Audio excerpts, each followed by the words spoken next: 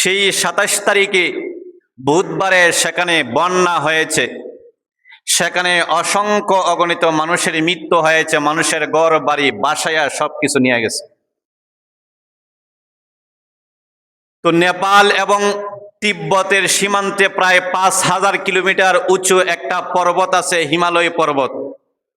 সেই পর্বতের মধ্যে বরফ একত্রিত হওয়ার পরে সেই বরফগুলি গলে গলে যখন একেবারে একসাথে যখন উপত্যকার মধ্যে পড়ছে, তখনই সমস্ত উপত্যকার আশেপাশে যত ঘর বাড়ি ছিল সবগুলিকে বাসায় একেবারে নিয়ে গেছে। এত পরিমাণে ভূমিধস হয়েছে যে এক জায়গার মাটি আরেক জায়গায় পর্যন্ত চলে গেছে।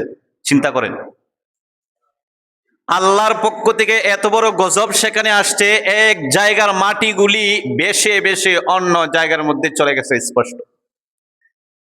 সেই নেপালের মধ্যে মৃত্যুর সংখ্যা প্রায় ৩০০+ উপরে চলে গেছে, আর নিখোঁজের সংখ্যা প্রায় ১,০০০+ আছে। এখনো অসংখ্য অগণিত মানুষ খুঁজে পাওয়া যাচ্ছে না। আমরা অনলাইনের মধ্যে দেখলাম সেখানে লাশগুলি মাটির নিচে পড়ে আছে।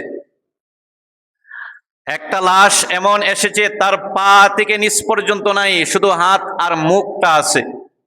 সেই লাশগুলি মানুষ, সেখানের সরকারি ফোর্সগুলি, সেনাবাহিনীগুলি সেই লাশগুলিকে উদ্ধার করে করে নিয়ে আসছে।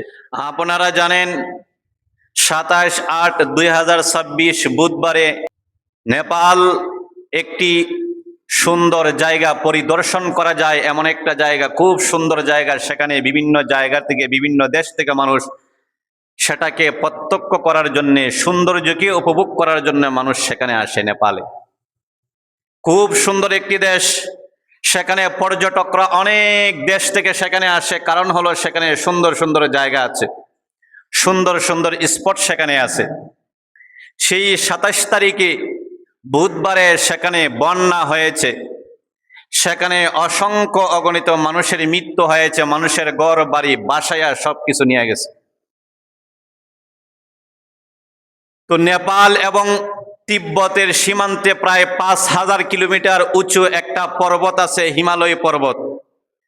সেই পর্বতের মধ্যে বরফ একত্রিত হওয়ার পরে সেই বরফগুলি গলে গলে যখন একেবারে একসাথে যখন উপত্যকার মধ্যে পড়ছে, তখনই সমস্ত উপত্যকার আশেপাশে যত ঘর বাড়ি ছিল সবগুলিকে বাসায় একেবারে নিয়ে গেছে। এত পরিমাণে ভূমিধস হয়েছে যে এক জায়গার মাটি আরেক জায়গায় পর্যন্ত চলে গেছে। চিন্তা করেন, আল্লাহর পক্ষ থেকে এত বড় গজব সেখানে আসছে, এক জায়গার মাটিগুলি বেশে বেশে অন্য জায়গার মধ্যে চলে গেছে স্পষ্ট। সেই নেপালের মধ্যে মৃত্যুর সংখ্যা প্রায় ৩০০+ উপরে চলে গেছে, আর নিখোঁজের সংখ্যা প্রায় ১,০০০+ আছে। এখনো অসংখ্য অগণিত মানুষ খুঁজে পাওয়া যাচ্ছে না। আমরা অনলাইনের মধ্যে দেখলাম সেখানে লাশগুলি মাটির নিচে পড়ে আছে। একটা লাশ এমন এসেছে তার পা থেকে নিচ পর্যন্ত নাই, শুধু হাত আর মুখটা আছে। সেই লাশগুলি মানুষ, সেখানের সরকারি ফোর্সগুলি, সেনাবাহিনীগুলি সেই লাশগুলিকে উদ্ধার করে করে নিয়ে আসছে। এই যে অবস্থাটা দুনিয়ার জমিনের মধ্যে চলছে, আল্লাহর পক্ষ থেকে যে আযাব, গজব, ভূমিধস এবং বন্যা হয়ে থাকে, সেগুলি আল্লাহ পাক রব্বুল ইজ্জত ওয়াল জালাল এমনিতেই আমাদের উপরে চাপায়া দেয় নাই। কোরআনে কারীমের মধ্যে আল্লাহ তাআলা বলেন, ওয়া আখাযনাহুম বিযামবিহিম, আমি তোমাদের উপরে বালা মুসিবত দিয়ে থাকি, আমি তোমাদের উপরে আসমানি গজব, জমিনি গজব আমি আল্লাহ তোমাদেরকে দিয়ে থাকি তোমাদের গুনাহের কারণে। কোরআনের আরেক জায়গার মধ্যে আল্লাহ বললেন, যাহারাল ফাসাদু ফিল বাররি ওয়াল বাহরি বিমা কাসাবাত আইদিন নাস। আল্লাহ বলেন, মানুষেরা শোনো, দুনিয়ার জমিনের মধ্যে আমি আল্লাহ তোমাদের উপরে বিভিন্ন সময়ে আযাব গজব দিয়ে থাকি, সেটা তোমাদের হাতের কামাই।